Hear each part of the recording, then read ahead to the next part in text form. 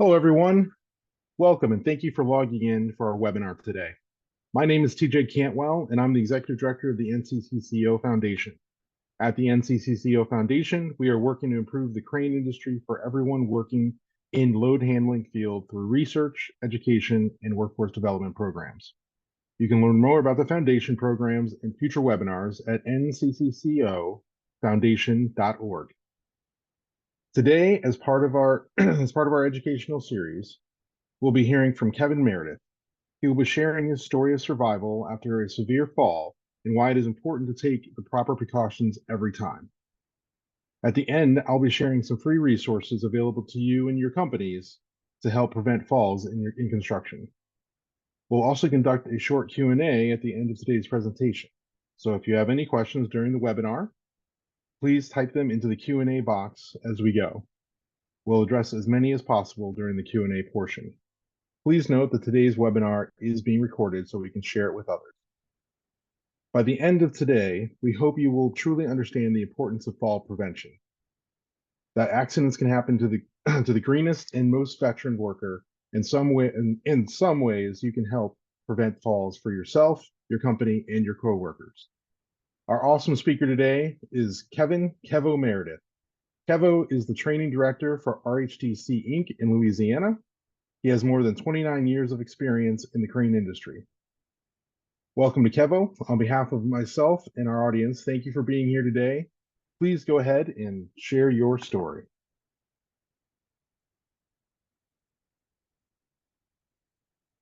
Awesome, guys. Thank you so very much for having me today. This is it's kind of a new thing for me to do this. I've never done this to a computer, so it's very odd for me. As somebody that is a staunch people person, I don't see people, so this is very strange. So please give me a little slack as I get used to just staring at a screen to do this. But I want to thank everyone for joining and partaking in this story that has been a story that has been very, very near and dear to my family. As you go through life, I'm preaching to the choir to all you men and women I know, but as you go through life, you experience a lot of anniversaries. You know, there's anniversaries of your birthday. By the way, I have one coming up in 2 days. I'll shoot an address at the end where you guys can send gifts or whatever. But I've got one coming up in a couple days. And then you have your anniversaries, you have your children's birthdays and grandchildren's and whatnot. Only we have an extra one. Some of you may be familiar with something like this. Every November 24th, my wife and I, our daughter, who's now 27, 28 years old, our grandchildren, we always get together and we celebrate just a day of life. Because it would be on that day, November 24th in 2010, when that was almost taken from me. So we're in the crane and rigging industry. And at that time, I'd been in the industries 95, 2010, so 15 years. And I had just taken a position that would allow me to be in an office all the time. But that November 24th in 2010, it was the week of Thanksgiving. So naturally, I can't stand to watch other people do things. And I am such a hyper type A person that I love the opportunity to go out and do things, especially that I used to do, that I wasn't getting to do anymore. So on this particular day, when we needed to go move a crane and break it down and get it back here to the yard, I was ecstatic to be like, yep, got it, I'll go. So as a management employee, it allowed some of our hourly guys to not have to work that day. Essentially, let's just be honest, we were doing it because, well, we were getting paid anyway, we're on salary, and it saved us a buck. And beside all of us, we had been operators and riggers and we had done this forever. So just like any other day, we go down to the crane. And it's so funny to this day, my boss, who is Jeff Hairston. Some of you probably know Jeff. I've worked for him since 95. And he and I would kind of have a little argument jokingly about who was going to sit in the cab and who was going to beat pins and pin off the bridle, lower the gantry and all that stuff. And because I was taught, you always let your boss do the easier of whatever it is that's going to be done. I just being, 5'4" and 170 pounds like a cat squirrel, I'm jumping up on boom like, nope, I beat you, I got it. So I remember Jeff would laugh, and he would I never forget, he kind of pointed and he went and got in the cab. So imagine this, right? You're on the interstate. We're parallel with the interstate, but you've got, a service road, shoulder, and then just a construction fence dividing you. And we're on a new service road where a restaurant was being built. We had just set the pipe and piling and all that stuff for the sign, and we just needed to get it out of the way because they wanted to come do some landscaping and whatnot to it. So we get out there, and like any normal day, we get the thing boom down, and we unreeve the block. And normally 99 times out of 100, we do this. We have an assist crane. We had a boom truck sitting there the day before, but for some reason we took it back to the yard, didn't have it. So this day we would boom that point down on our 40-foot float. And from there we would, take pins out, do the deal. Well, because I beat Jeff up onto the crane, something I didn't do, regret it to this day, but I didn't grab a harness. I didn't. And even at that time, there was this idea of, the erection and dismantling of cranes, and the 15-foot when you're doing that. And so I knew we were booming this thing down on that float, and I kind of stood back. I'm telling you, my harness was behind my seat, but I wanted to beat Jeff to that boom. So I just I'm just taking off. Never thought anything about it. Never. So as Jeff's booming the crane down, the bridle would tin off to that butt section. When I took those pins out, or the gantry and all that stuff, the pennant line, the end connection on that pennant line was just kind of caught in there. So I'm up there on that boom by myself, and I put a pry bar in, I wiggle it loose a little, and it comes up, but it's still not completely out of that bridle, between, in the female section of that bridle. So I just saw, man, no big deal. I just kind of not stood up all the way. Keep in mind, I'm squatting on those struts, So I didn't stand up all the way. I just stayed bent over at the waist, and I just got a hold of it, and I started doing this. And when I jerked on it, it wasn't stuck as near as much as I thought it was stuck. That's kind of where the interesting part comes in too. I'm here to tell you, when you start falling backwards and you're not quite sure what you're going to hit, there is an amazing things that go through your mind. I mean, it literally, I remember thinking, wow, I wonder if this is going to hurt. Wait, I wonder if there's anything back there. Oh my God. Where's that pry bar I had? Like, I hope it didn't, but did I throw it? Did it stab in the dark? I mean, I'm thinking literally, the brain is going so fast. And then out of nowhere, I don't think the pry bar was there, knowing what I know now, it wasn't. But I remember hitting the ground, and I remember taking this unbelievable, and that's it. I truly, to this day, don't remember anything else for a little while. Now, the story's kind of got two sides to it, though.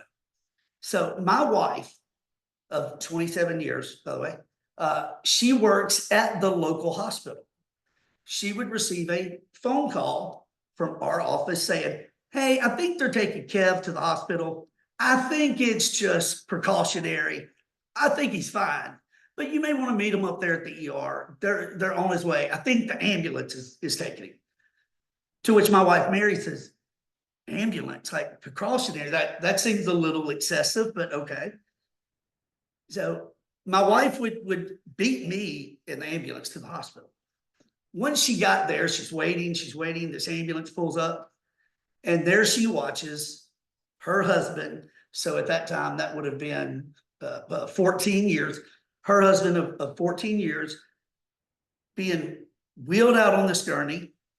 And it doesn't, to her, she just thought, well, this doesn't look precautionary. This looks a little more excessive than that. But not saying anything, she just watches them wheel me by, and they are in a hurry. And so she just followed. She's just like, I'm going with them.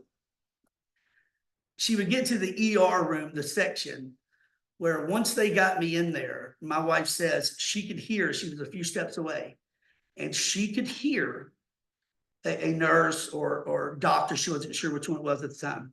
She could hear one of them say, he's not breathing. And to this day, if you watch my wife tell that story, it is like the absolute disbelief and just complete and utter just shock on her face, even telling the story. So I can't imagine for the life of me what she must have felt. And I think when I try to put myself in that situation, if it was her, how I would feel, I quickly get it. I mean, the sun rises and sets with this woman in my eyes.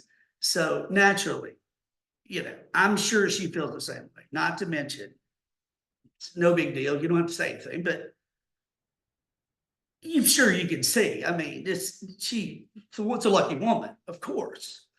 But thank God nothing happened to my face, my moneymaker, right? So, but she runs in and she turns. And they are closing. It's like an episode of ER, she said, where they're closing the curtain and two people are in front of her, backing her away. And like, hey, we got it. You got to let us work. You got to let us work. And she said she would stay out there for 3.5 minutes hearing, he's not breathing, he's not breathing, he's not breathing.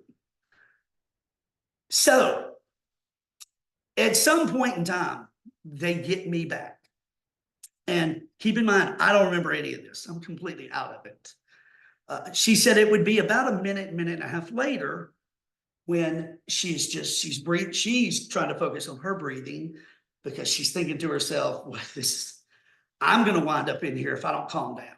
When again, she hears for the second time, we're losing him. And she said that was the time where she thought, this is it. Like, I'm not going to be able to stand here in this spot and not open that curtain and not see what's going on. And she said there was nobody monitoring her. So she did it. She said she ripped that curtain open. And to this day, she said that was the biggest mistake she ever made. She said she was convinced when she watched me and was looking at me, I was blue. She said that I'd already started to bloat. She said it was very weird. She was convinced at that moment, this is it. Like, I'm not even going to get to say goodbye. To which she turned and sort of began this like heavy breathing. And then she had gotten sick to her stomach and you can imagine. Now, that's kind of where we are to this point. And now I get the luxury of looking back because I don't remember any of this. But I remember a bunch of different things that day. Okay, so that morning, Christmas is coming because it's the week before Thanksgiving. So you got holidays coming. And I find there's no such thing as coincidence. But that morning before work, my wife Mary said, I got something I got to give you. And I was going to wait till this Saturday and just surprise you, but I'm going to give it to you now. She said, so Saturday morning, keep in mind, it's Wednesday, the day before Thanksgiving. She said, Saturday morning, we're going to drive over to this little town west of us. And she said, here, and she handed me this envelope. And she said, I know you've been wanting to skydive. So, I bought you this gift certificate where you're going to do a jump with an instructor and et cetera. And so pumped up. I mean, pumped up. But what I had to do to convince her to let me do that, over a year and a half time was pretty insane. She was adamant on, nope. That morning, she's doing this. She said, but your daughter wants to say something to you about it. And so I run in where my daughter's getting ready for school. I mean, getting ready to go with my wife to work. They were going to do stuff that morning and then go to work, whatnot. And my daughter's in there putting her makeup on. She's 14 at the time. And she's like, Dad, I'd rather you not do this. Because there's no funny thing I have to say. There's nothing humorous. There's nothing comical about what I'm going to say. But a girl needs her dad. So you can't jump out of something and hit the ground. I mean, I remember it like it was yesterday, you know. You can't jump out of something and hit the ground and die. You can't do that. So while I would rather you not do that, and I'm not going to be able to go and watch, please be careful and just know that I love you, but I'm not going to go and watch you do that. I cannot do it. So I would never get the chance to do that, ever.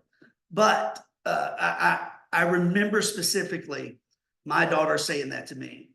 And then I go out here on this day and I don't put a harness on. That was just because I was in a hurry. You know, I think of the things I should have done, right? You know, so many times. But they get me back after not breathing twice. And I would go into an ICU room where I would stay in ICU in a medically induced coma for 13 days. And those 13 days, a few of those days I'm on a vent and not being able to even breathe on my own. There's fluid built up around my lungs and heart where I'd done some internal bleeding and whatnot. And so my wife has a picture of me where she walked in and she said, I looked like, imagine someone laying there 9 months pregnant. And it's even worse. To this day, I have not looked at that photo. I'm not interested in looking at it. Don't want to look at it. But she says it's completely insane what I look like. And so she was told after about the third day, I'm in ICU, I'm in a medically induced coma.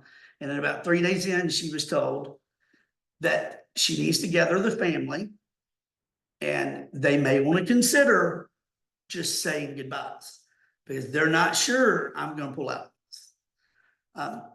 So my wife, being the unbelievably stoic, fierce, strong woman she is, the ER stuff made her panic for a second. I mean, naturally, I think that would do it to the strongest and the fiercest. But she had gathered her composure. She knew what she had to do. And that was, we had a daughter that was 14. She was not going to let, you know, her emotions outweigh any strength that she needed to have for our daughter. My brother and I are very, very close. So we didn't have a mom and dad really growing up. So our grandmother was gone. So we're a very small, but very tight family. And there was no way she was going to let the emotion of what was happening. She had decided she was not getting the family together to say goodbyes. If she got them together, it was going to be because we were going to sit there or they were going to sit there and just be there until I came out of this, because in her eyes, there was no way I wasn't going to come out of this. And so from the third day, my wife, our daughter, my brother, his wife, my nephew, and some very close friends that work here with me, there were 8 of them that never left that facility until I came out of that coma. They refused to say their goodbyes. They refused to think I was not going to make it. And so I'm not sure, you know, to this moment, if them being out there had the effect on me that I feel like it did, but it did something. So 10 days later, we're now into 13 days. A nurse comes out and tells my wife, you're not going to believe this, but he just opened his eyes and he's mumbling something. So I'm going to be very I'm going to be very reserved, and I'm not going to tell you guys what I mumbled because that would not be appropriate here. But I was very confused, and I wanted to know what, was going on. I was just confused as to where I was and why I was there. So I wanted to know what what was going on. And so they would find out that's what I was mumbling. And so my wife walks in and she sees me with my eyes open and literally mouthing words for the first time. It would be right after that, they brought in a kidney specialist, and they had determined that I had crushed my right kidney. So dialysis was in my future. And let me tell you something, that's unbelievably painful. That's a painful process. So that was in my future. I had lacerated my liver. I had ruptured my spleen. I didn't know they had done several what's called a paracentesis, where they're pulling fluid off your body because of the spleen and some other parts were still exuding, fluid and blood. But thinking I was fixing to go, they didn't think my body would handle emergency surgery of any kind. So after day 13, here we go scheduling these surgeries. What would be about a 12 or 14 foot fall? We kind of debated this as we got ready for this. 12 or 14 foot fall. That 12, 14 foot would turn into all this. So I crushed my right kidney. I lacerated my liver. I had to have a lumbar laminectomy on S1, L4, and 5, which would later turn into be a spinal fusion on S1, L4, 5. I broke 4 ribs on the right side. 2 of them punctured the right lung, which was that, as I learned, that deep breath I take, just not only knocked air out of me, but 2 of those ribs hit that lung. And to this day, it's kind of funny, but not funny. A doctor would tell me later, man, don't get in a bar fight, because 2 of these ribs over here are kind of displaced. The only way to fix that is, like, we need to re-break them, reset them, and there's no guarantee. Heck no. So just 2 of those, and I've seen them on an x-ray a couple of times, they're just it just looks weird in there. So thank God he warned me not to get in a bar fight, as if I went out looking for that, but neither here nor there. So all of that would happen. I would spend 61 days from that day that I went in the hospital, or they took me to the hospital. It would be 61 days that before I left to go home. In that 61 days, because I was laid up for so long, when I say learning to walk again, I mean, my motor functions, my brain knew what I needed to do to walk, but my legs physically didn't want to do that. And when I went into the hospital, I was about 173 or 175 pounds. When I got out, I was 119. I looked terrible. As you can imagine, you're sitting there and I walked a little bit. Once I got up and with the help of physical therapy while I was still in the hospital, I was able to walk. But even still then, I could walk a few steps and it just, like, you'd start feeling out of balance, or you felt dizzy, or I felt that my legs weren't going to support the weight. So after showing them that I could walk a little bit, and that I could do some simple things on my own, at the 61st day, they agreed to let me go. And so I would go home from there. It would be another, I think, 30, 45 days. Again, we talked about that earlier too, before I'd be able to come back to work. And when I came back to work, it was obviously on very light detail. But every bit of that was, honestly, when you think about it, it was, all that was sort of over a goof of hey, I want to beat someone to this area so they don't have to do it. And We can still accomplish that same. I could have accomplished that same thing and just grabbed a harness. I should have been wearing a harness. Although we've debated that too. The area where I was, I mean, I could have tied off. It would have been extremely uncomfortable when I pulled up and started going over backwards. It would have been extremely uncomfortable at that moment too. There's no telling what all would have been bruised up and hurt. But we decided, who knows, but we decided we don't think I would have had it sustained near the injuries and near the recovery time. And even more importantly, to put my family through everything they went through. I don't think they would have went through the same thing had I grabbed that harness and just done what I was supposed to do. But I'm here to tell you, and I mean, I'll be the first to say, it was my fault, because I 100% have walked boom, pulling, hoist cable, down to the point. I have walked boom, connected pennant lines, just, I mean, like anybody else in here, hundreds and hundreds of times. And I've never one time had a fall. I've never one time had that happen. And you're not really sure. It's kind of irrelevant, really, but I myself am somebody that's spiritual, and what I gained from that, what I took away from that was, the beauty of that family that I had, that I almost got taken away from me. And it's simply just because there's no other way to put it. It's just complacency. That's all it is we do something over and over and over, and we tend to think it's not going to happen to us. And I know that, like, I know firsthand going in 100%. That's how I thought. I mean, it couldn't happen to me.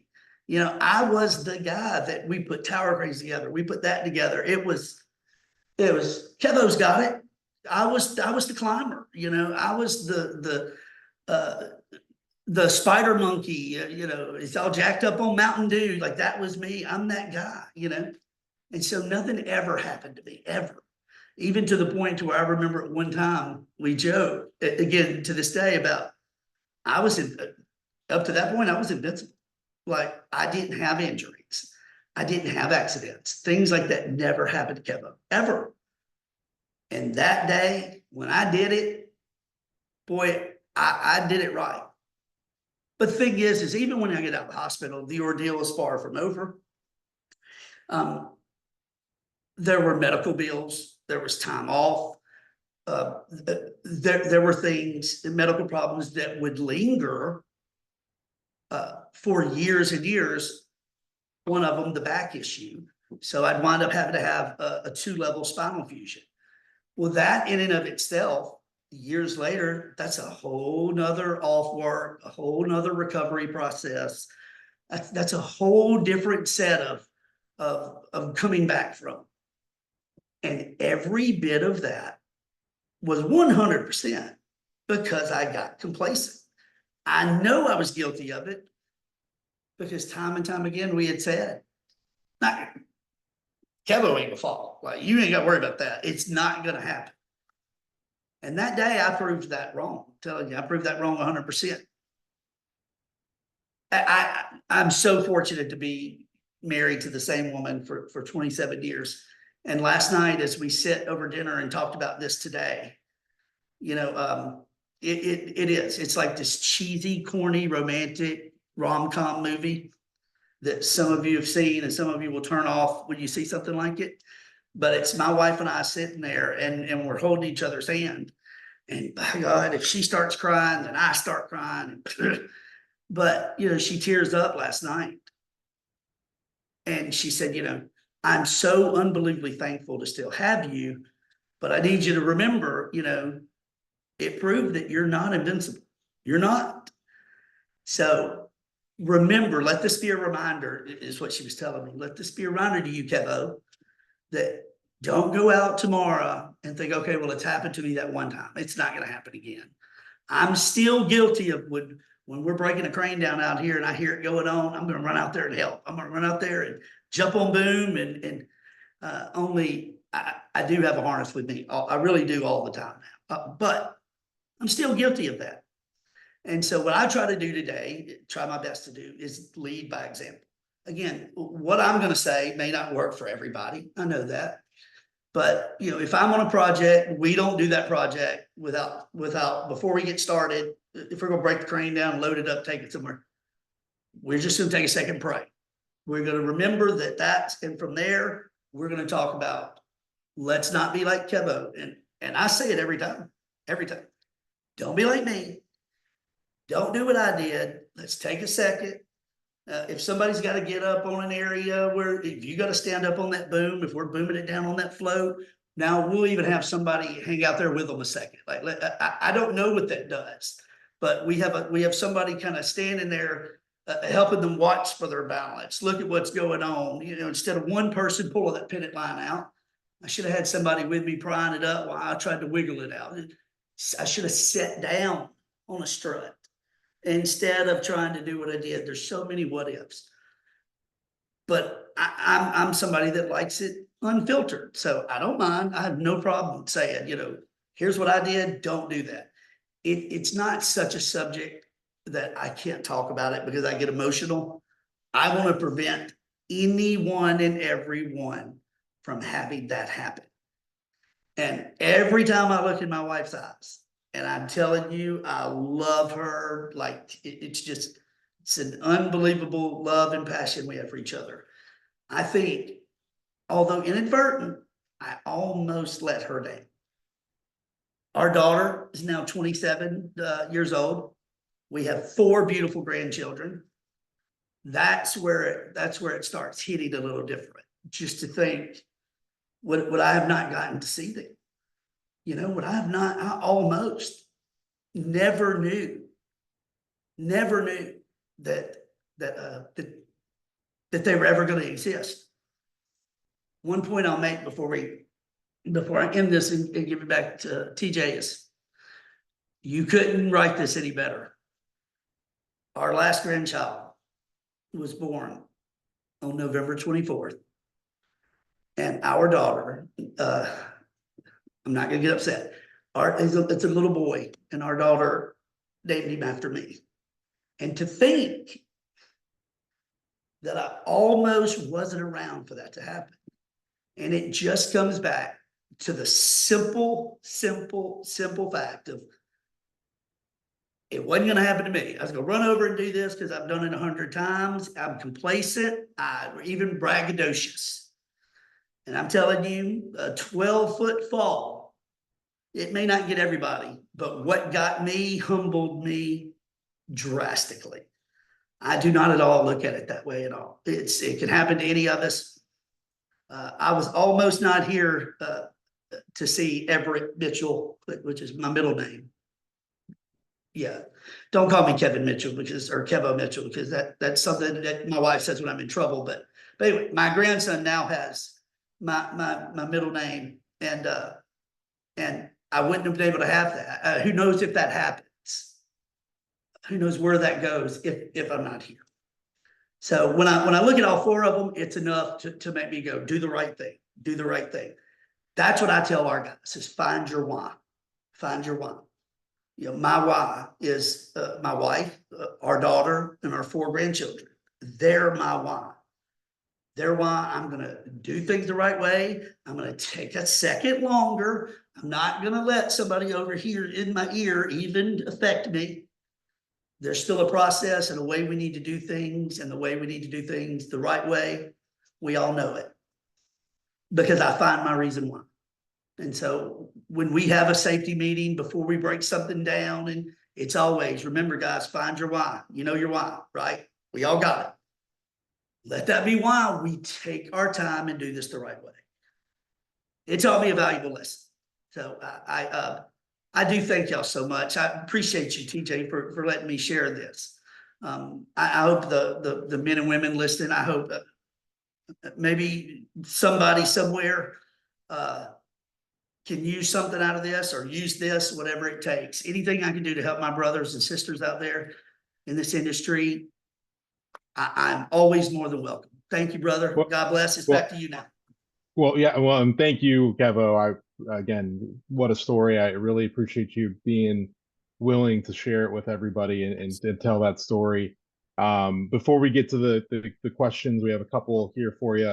I just wanted to share a couple things in terms of safety resources, which I know that everybody who's watching and just heard your story will want to will want to think about and do something more for themselves, for the people that they work with.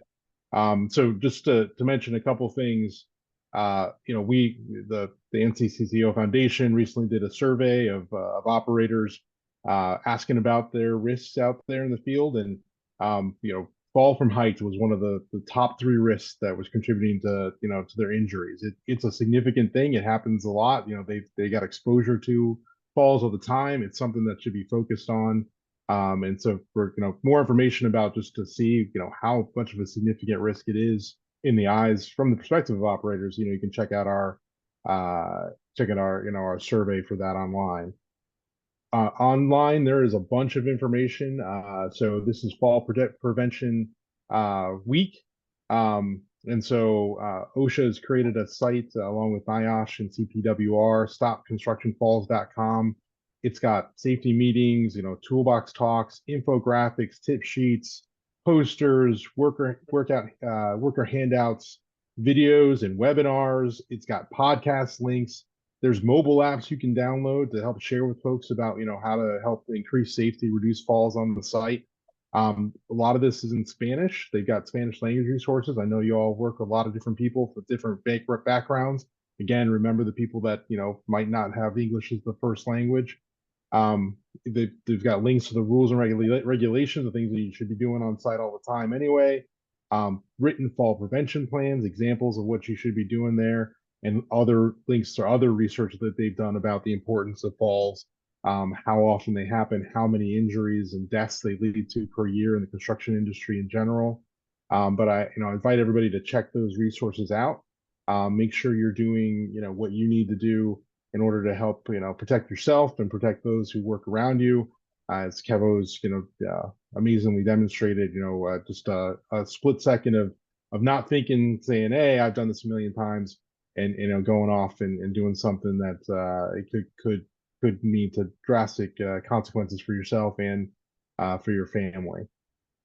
So I've got a couple questions here from the audience, Kevo. So one question they have here is after you had all this happen to you, was there any ability for workers' compensation or anything that you were able to do? Were you able to keep your family okay after that?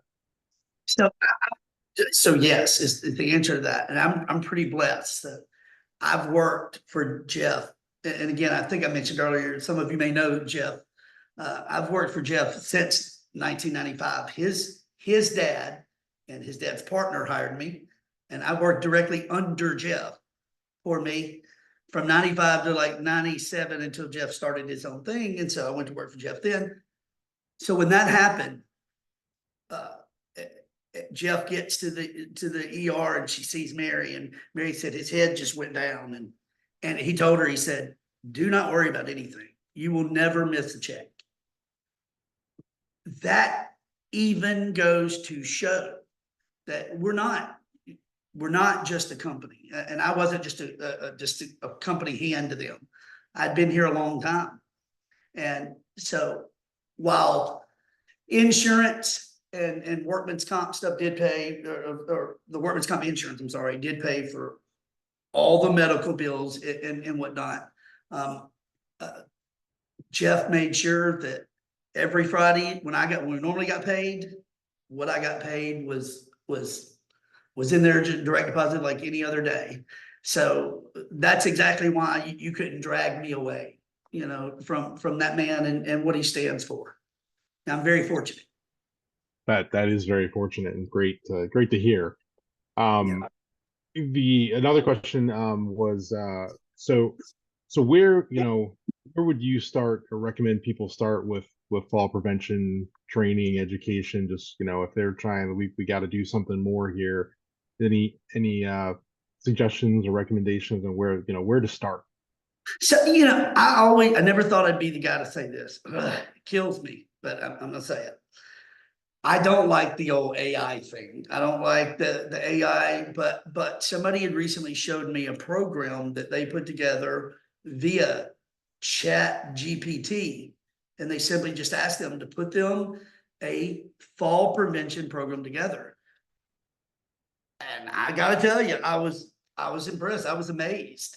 Even resources like that you could simply, that's what this guy did. He typed it in and it gave him this 5-step program on how to administer and adhere and hold accountability with employees as far as fall prevention goes.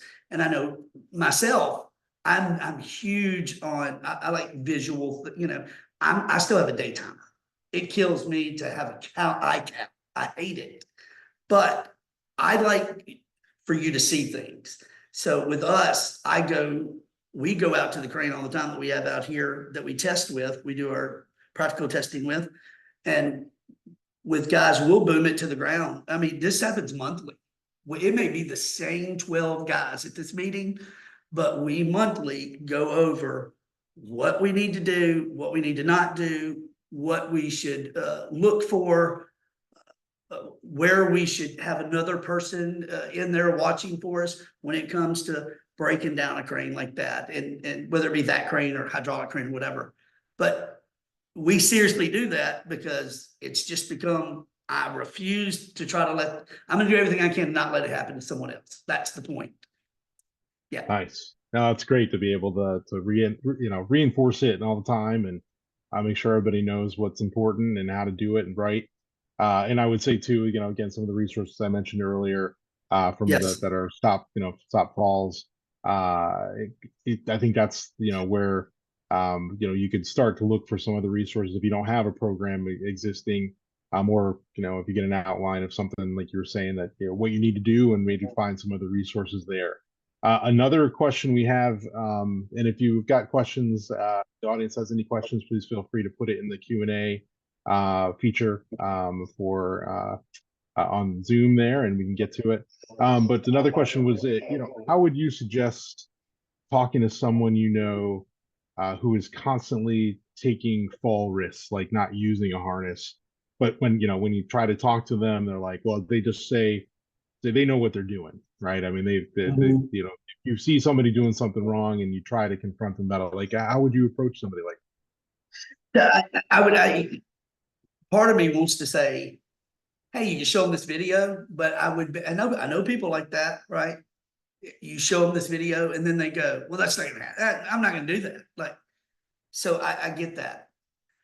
There are a couple of guys here that I'd say the last 3 or 4 years, I can think of 2 in particular that we had to get, try different steps. We tried being, comical. We try to get to people through comedy, show them something in a funny way, show them something in show them somebody else video, I don't want some of these men that work for us to think I want it to be all about me. It's not about me. It's about them. And I have found what worked with those 2 is just that unfiltered, that, hey, this has to stop. It's got to stop. Here's why, and all those things. And I love you. There's nothing I wouldn't do for you, but it has to stop. You got to stop doing that. And I know for them too, in particular, I'm telling you, they would honestly be model employees now when it comes to that.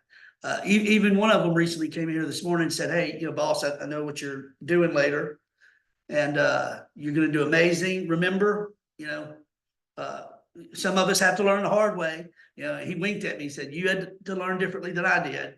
I just had to have you yell at me. It's fine, but it's just because I love the guy. That's it. I know that's worked a couple times, but we have tried, promoting accountability. We've tried getting to people through comedy in a funny way. I do these little videos around here where me and another guy are just like, just 2 bumpkins that bump into each other and don't know what we're doing. And it's a comedy of errors. And some people get it through that, but some people just are, the only way they're gonna get it is, I feel like, is you to stop. And, and if they're not gonna get that, then, whew, that, I know with a couple guys, that's how it worked. Gotcha. Gotcha. No, that's helpful. Again, yeah, I just gotta keep telling them and try different ways, right? Yes, Uh, sir. and so looks like we've got one more question here, which is just like I could kind of a basic question on, and you might have hit on this earlier, but they missed it. What so what kind of crane were you actually disassembling, and where and like what did you fall onto? So it was a 75, boy, I took I took my lattice boom test on this crane 2 years ago, but it was a 75-ton line, like an old, just old friction rig, which we don't have anymore. And the point of, like I said, the point was boomed down on a float. We were breaking the point out of it. And that's a very good question, because I did forget to say, to the left, I'm facing the crane. So to my left was asphalt. To my right was hard packed like gray rock. And thankfully, I fell to the right. And as doctors would later tell my family, if that happens out in the woods, if he falls out of a deer stand, or if if he hits the asphalt, this is a whole, I don't think we're having this conversation. So I was thankful for whatever gift that gravel had. It had a little bit more than that concrete asphalt. Yeah. So it could have been even been worse. Wow. Right. Hard to believe. Well, I think that's all the questions we have. Before we sign off, I just want to thank everyone for being here. Thank you again, Kevo, for being here and sharing this with us. My pleasure, We'll TJ. be Thank doing, you, man. Thank you. You're welcome. And again, thanks for coming on. And we're going to be developing more webinars like this, hopefully to help improve, help share information and stories to help organizations and companies improve safety. Please keep an eye out for that, on our website at ncccofoundation.org. A recording of this webinar will also be available in the next week or so. I'll send it to everybody who has been part of this webinar, registered for it. And you'll get a survey too as well about this webinar. So please give us some feedback. We'd always love to know how we can improve and what else we could be doing webinars on. So again, with that, thanks again to Kevin and your great story, and you're sharing your words of wisdom with us. And thanks everyone for joining us for the NCCCO Foundation webinar. We appreciate you signing in and hope you learned a lot, and hope you stay safe out there. We'll see you next time. Thank God you. bless. Thanks. Bye-bye, everybody. Yes, sir.